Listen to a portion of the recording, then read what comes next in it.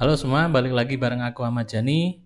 Di video kali ini kita akan bahas bagaimana cara menentukan kata kunci. Jadi Google Research untuk keyword ini sehingga nanti ketika kita masukkan kata kunci itu sudah benar dan sangat powerful pada nantinya sehingga kita bisa mengkondisikan kata kunci dalam setiap ad group itu dengan menegatifkan keyword atau merubah tipenya atau menghapus keywordnya seperti itu. Oke, langsung saja.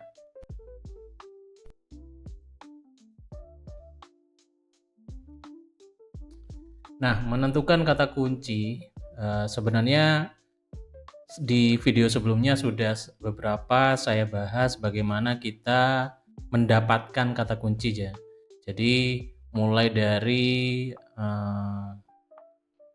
pesaing kita yang sudah beriklan, kita bisa tahu kata kunci apa yang digunakan oleh mereka, kemudian juga bisa menggunakan Google sendiri, jadi biasanya ada rekomendasi di paling bawah itu yang sering dicari oleh banyak orang, itu juga bisa menjadi sumber kata kunci kita. Selain tentunya dari dua itu, kemudian kita masukkan ke Google Planner atau keyword planner ya. Jadi di situ nanti kita bisa tahu bagaimana pencarian bulanannya berapa, pesaingnya tinggi, rendah, atau sedang, kemudian bid paling tingginya berapa dan juga bid paling rendahnya berapa. Nah, jadi membuat strategi kata kunci yang tepat sasaran itu sama halnya kita eh, menentukan kata-kata yang sering banget dicari oleh orang. Tentunya beberapa kata kunci itu kan yang dicari bisa jadi mereka hanya mencari informasi atau memang ingin melakukan konversi. Nah, saat membuat daftar kata kunci, pikirkan dengan sungguh-sungguh semua variasi istilah yang mungkin digunakan calon pengguna untuk menelusuri bisnis milik pengiklan Anda. Dan fokus mencari pada suatu tema, lakukan tipe match kata kunci dan jaga dengan negatif kata kunci. Nah, dari sini sebenarnya penjelasannya lebih kepada bagaimana kita membuat ad group, atau kalau di Meta itu kan ad set ya. Kalau di Google Ads itu namanya ad group. Jadi ada beberapa ad group yang kita pisahkan berdasarkan tema, bisa berdasarkan produk, bisa berdasarkan seperti ini ya. Jadi misal yang pertama itu kan adalah makanan penutup, yang kedua adalah minuman, yang ketiga adalah camilan. Jadi jangan sampai misal kita dalam satu ad group itu, ini misal ya kue maku dicampur dengan soda, dicampur dengan keripik kentang seperti itu. Jadi misalnya yang sebelah kiri ini adalah makanan penutup, ya kita masukkan ke ad group yang makanan penutup, minuman dan juga camilan.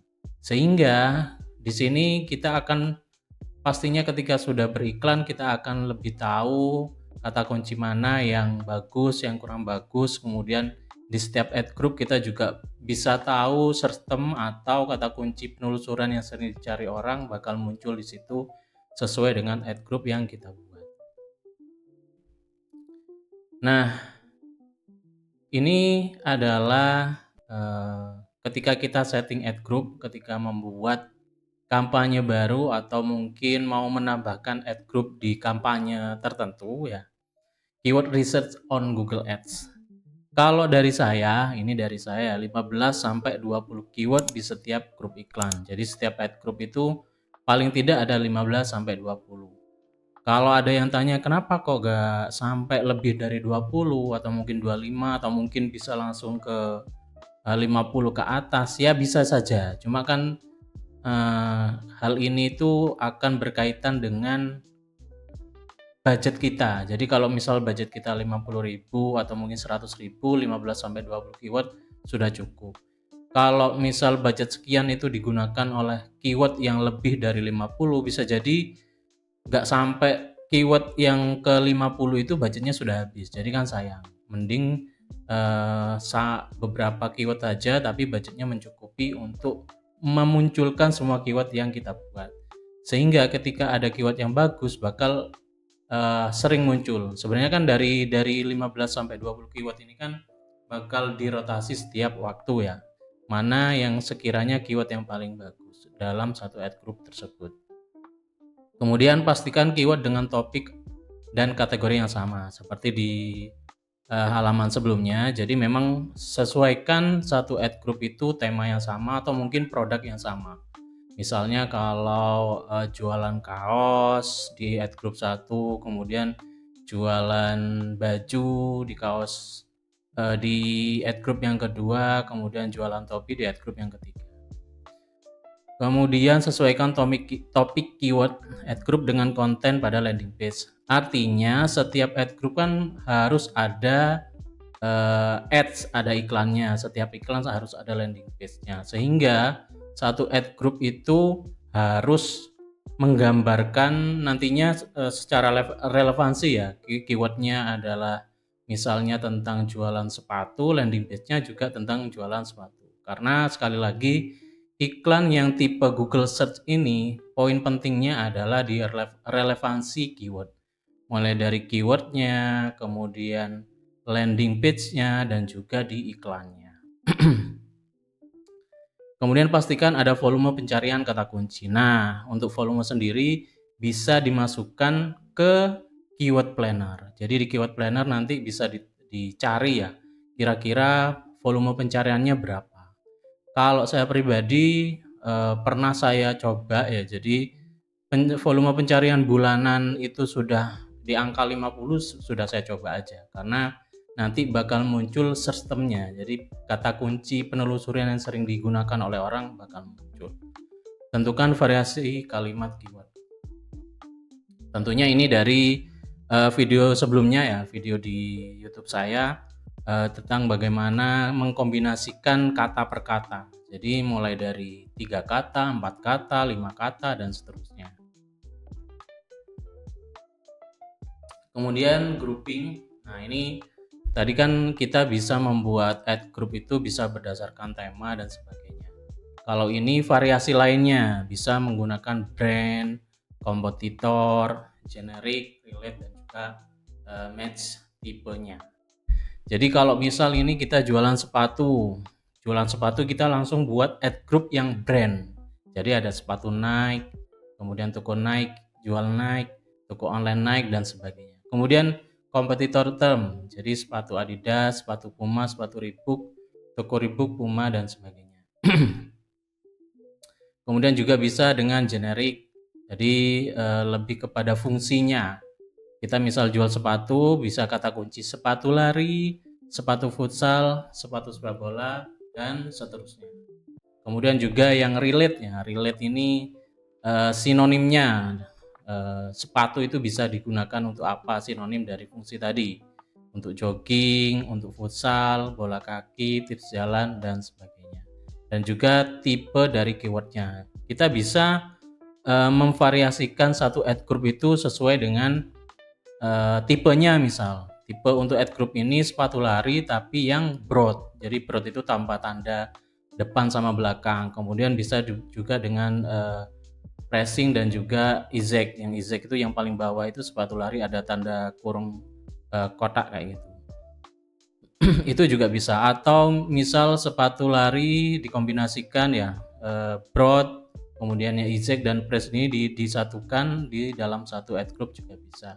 Artinya dari sini kita bisa tahu sebenarnya kalau kita jual sepatu misalnya, kita bisa membuat ad group brand, kita bisa membuat ad group yang kompetitor, kita bisa buat ad group yang fungsi, sinonimnya, dan juga tipe dari katanya, seperti itu.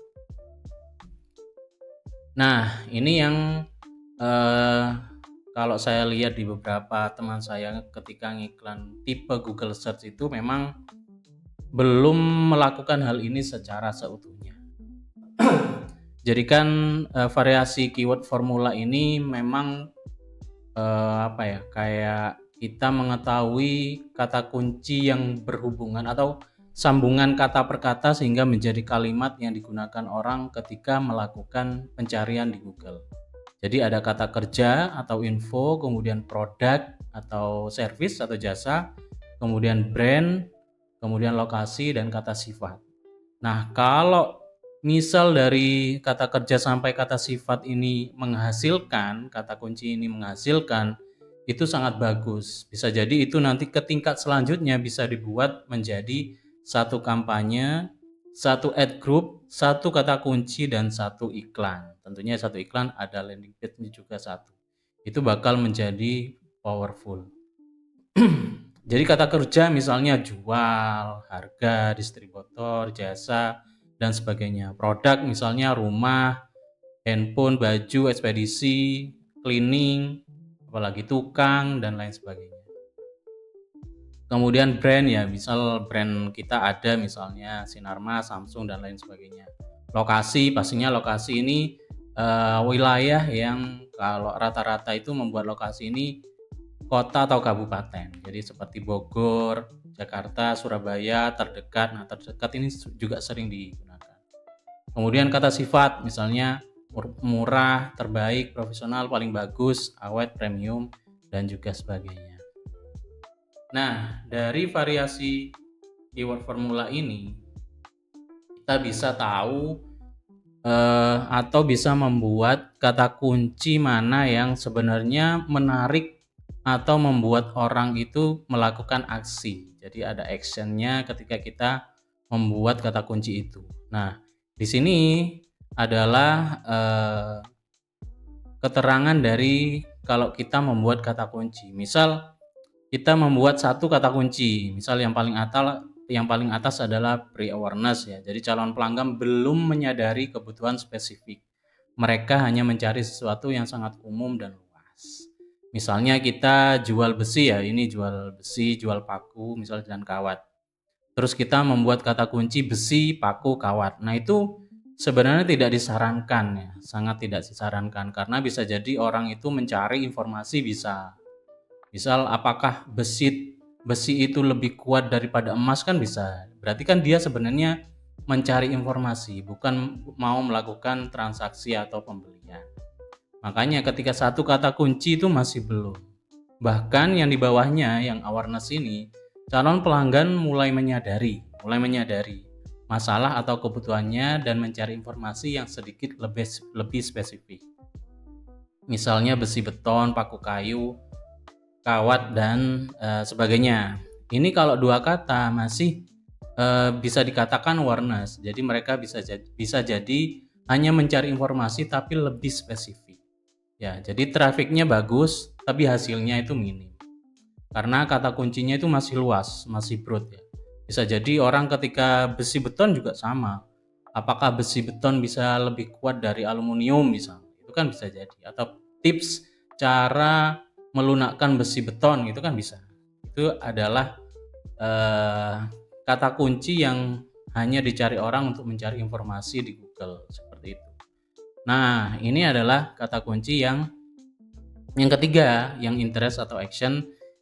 Dibuat kata kunci 3. Pabrik besi Jakarta. Nah, pabrik besi Jakarta, sehingga dia itu akan calon pelanggan sudah aktif mencari solusi atau produk mereka, mulai menggunakan kata kunci yang lebih spesifik, seringkali dengan niat komersial. Jadi trafficnya bagus meskipun hasilnya tidak terlalu ya, masih minim. Perlu perbaikan pada halaman tujuan atau landing page. Jadi landing page-nya harus benar-benar menarik atau membuat orang itu pasti melakukan aksi ya, entah itu mungkin bisa melakukan transaksi secara langsung atau menghubungi lewat WA seperti itu. Nah, yang terakhir ini adalah yang paling bagus. Jadi ada setidaknya 4 kata kunci pabrik besi Siku Murah Jakarta. Jadi kalau dari saya kesimpulannya dari sini itu lebih kepada kita membuat kata kunci setidaknya 3 atau 4 kata kunci yang digabung menjadi kalimat. Di lain hal, kenapa seperti itu ada hubungannya dengan kita membuat iklan ya. Di iklan itu kan ada judul, deskripsi, ada site link, dan sebagainya.